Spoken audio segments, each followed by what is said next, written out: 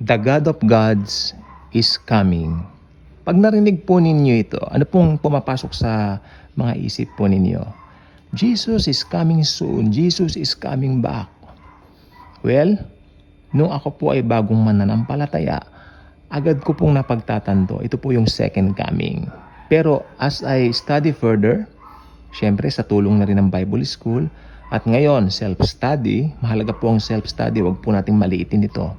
Dahil ang Holy Spirit, let the Holy Spirit guide us. We are the believers of Jesus, and as believers of Jesus, tayo po ay pinananahanan ng banal na Espiritu at nililid po tayo into all truth.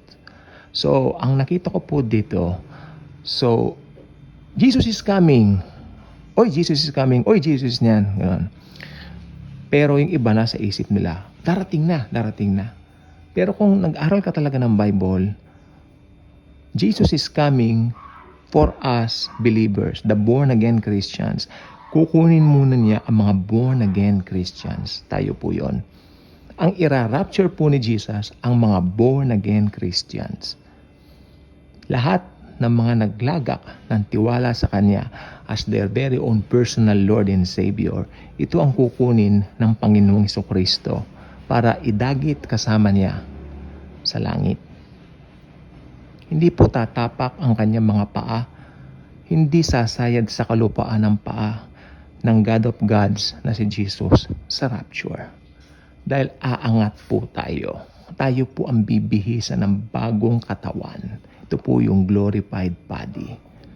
Ang dami ko po nakain na ice cream, so malat po ako. Pasensya na po kayo. Tapos, paborito ko pong ice cream.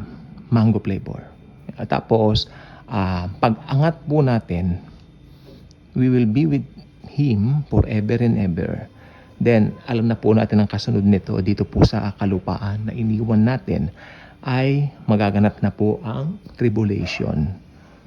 First 3.5 years, tribulation. Then, pag ipinatigil na po ng Antichrist yung offering sa temple at itatanghal na nito ang kanyang sarili bilang Diyos, ay pasok na po yung Great Tribulation. Mas mahirap po yon. Okay? But after that, sa pag sobrang pasaway na ng Antichrist nito, panahon na para bumalik si Jesus. Ito po yung second coming. Jesus is coming, ayan na yon. The Lord is coming, ito na yon. Jesus is coming, pero may kasama siya sa likod niya, mga hukbo. Sino yun? Ang mga born-again Christians. Tayo yun. Palampakan naman natin ang mga sarili natin. Plak, plak, plak, plak, plak. Yun. Dahil si Jesus, siyempre siya ang palakpakan natin dahil siya ang namatay sa cross para sa atin, no? Pero siyempre karangalan na tayo ay mapasama sa hukbong yan.